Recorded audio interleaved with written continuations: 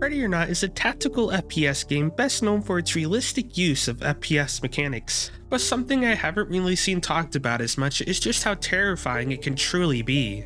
Ready or Not isn't just a tactical shooter, it also has elements needed to be considered a horror game. It does a really good job at depicting what it's like going through different hostile environments as part of a SWAT team. And since it does it so well, it captures the fear and tension that comes with the job. You'll find yourself always being on alert, with your eyes constantly scanning the area as to not get caught off guard and possibly killed. Each decision you make in the game could be your last, so you have to strategize and plan with the resources you have effectively. If something veers off the plan, you have to make quick decisions that have huge consequences on whether you make it out alive or not. And this is just the tip of the iceberg. There are a lot of horror elements within this game that makes it very suspenseful and scary. And that's why today, we're taking a deep dive into why this tactical FPS game is actually a horror game in disguise, from the level design, sound design, the AI, the story, and the gameplay. So with that said, let's get right into it.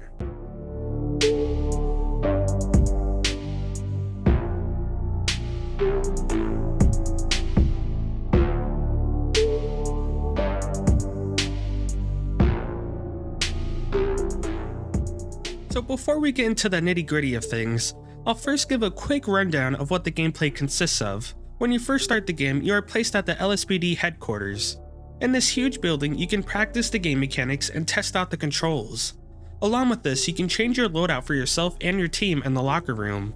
And when going into the loadout, you'll find that there are tons of options to choose from, and gives you many types of playstyles. You can carry non-lethal weapons to get an overall better score for killing less people and detaining them. Or you can go all out and go on a mad killing spree, choosing the more deadlier weapons. It's your choice. You also have options from battering rams, breaching shotguns, ballistic shields, mirror guns, and so much more that can help you get an upper hand on the enemies. Personally, I use the mirror gun the most because it allows you to see what's on the other side of the doors without alerting the enemies. It really helps to plan on what to do and where to go so you don't get killed so easily. After you get your loadout set up, you head to the debriefing room where you can pick from a plethora of levels. In each of these levels, you are given different modes from raids, barricade suspects, active shooter, bomb threat, and hostage rescue. Once you pick one that's available, you'll spawn at the location and are given goals for what you have to do. And if you manage to complete them perfectly, you'll get an S-ranked score.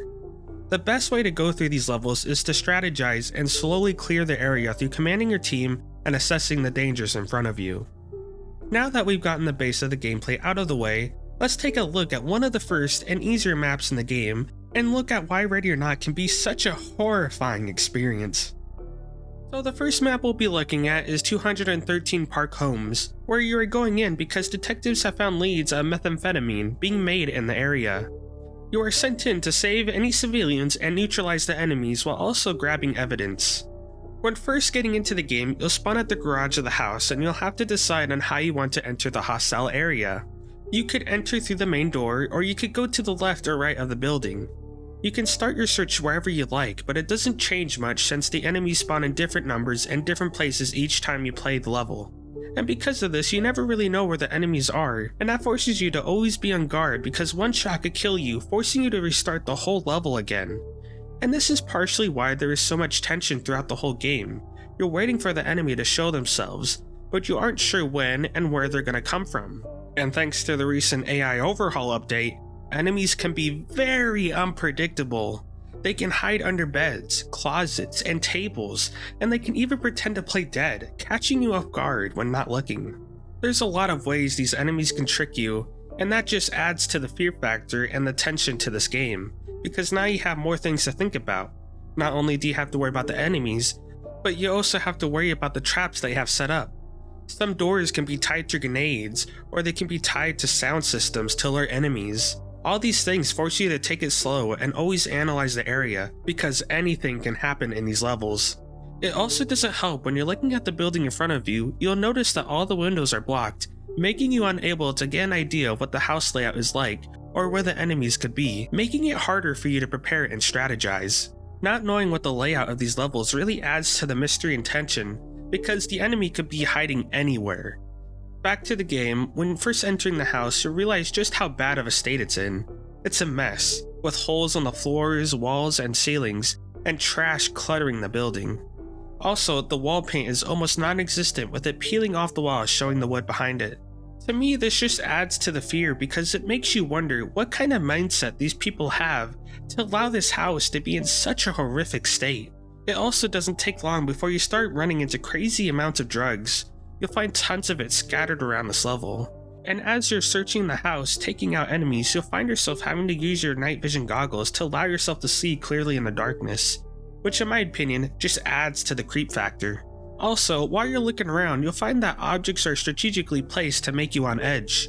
And what I mean by this is that objects like knocked over beds, mirror stands, or tables are placed in such a way that it blocks you from having a perfect view of the whole room, making you have to search behind these objects that are blocking your view. There's a good chance an enemy could be waiting there with a shotgun in hand.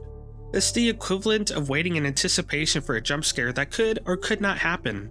There are very small moments when you're finally able to release all that tension that's been built up, and it only happens when you come across an enemy because the majority of the time you get startled by them, and after that brief shock you quickly take them down.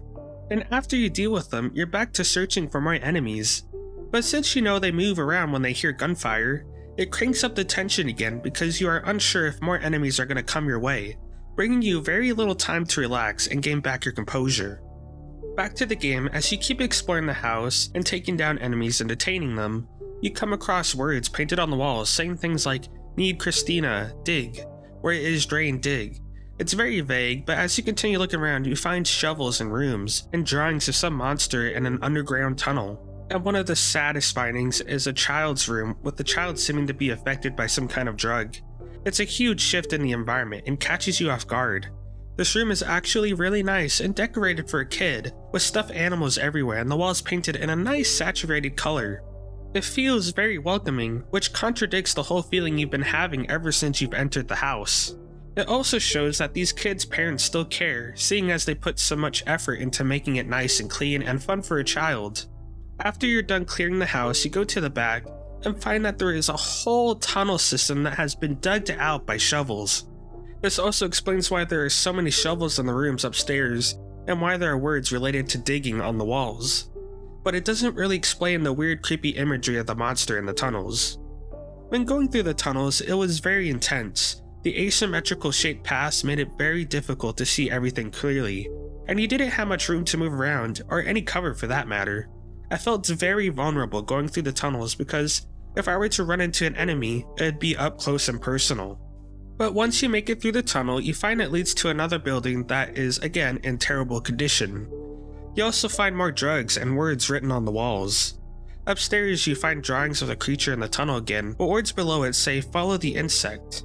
This note right here makes me believe that this group of people were hallucinating from the use of drugs, causing them to think that there was some kind of insect-like monster they had to follow in the tunnels. It's also possible that they made the tunnels as a way to transport the massive amounts of drugs they were making without bringing too much attention to themselves. Either way, it's left up to assumptions with not a lot of info being given. Going back to the game, after exploring some more, you'll find that you can go to the house that's to the right of the main building. And when entering it, you'll find that the house was used for drug production with chemical stations everywhere, and the drugs being shelved in storages in huge quantities. Going through this building was nerve-wracking because there was a lot of objects and things being scattered about, making it difficult to see every room clearly. There are also a lot of openings that leave you vulnerable to being shot from many directions. The most sketchy part of the building is when you have to go up to the attic. It's dark and cluttered with random objects, with many openings leaving you at a disadvantage. I felt very tense going through the attic. I was so concentrated on scanning each inch of the room for each step I took. And once I finished clearing the attic, I was finally done with the level. So as you can see, this game is a master at bringing tension to the player through the use of unpredictable enemies. Not many horror games can make you this tense, and that's why I think Ready or Not is such a great horror game. It achieves this by discouraging you from being killed, because when you get killed in the middle of the level, you have to start all over again. That's a huge deal because you spend so much time meticulously going through each room. It's a slow and intense process, and to lose all that progress creates fear in the player. Not only is the gameplay intense, but the environmental storytelling is amazing. There are clues left around the levels that give you some hints as to what has been going on. There is just so much detail in all these levels within this game. But 213 Park Homes isn't the only one with amazing environmental storytelling. Brixley Talent Time is another great level with a huge amount of storytelling. But before I get into that, I'd like to advise that from here on out, the game dives into the topic of illegal child pornography, and if that is too much to stomach, I suggest finding something else to watch. With that said, in the level Brixley Talent Time, you go into a building that turns out to be producing illicit pornography. While you explore this building, you'll find pictures of children on walls with none of them looking happy. You can only assume horrible things have happened to these kids. You also find out that this building poses as a place for kids to become a star, with phrases around the building reading, "You're also a star," and "Reach for the stars," and posters with children on them.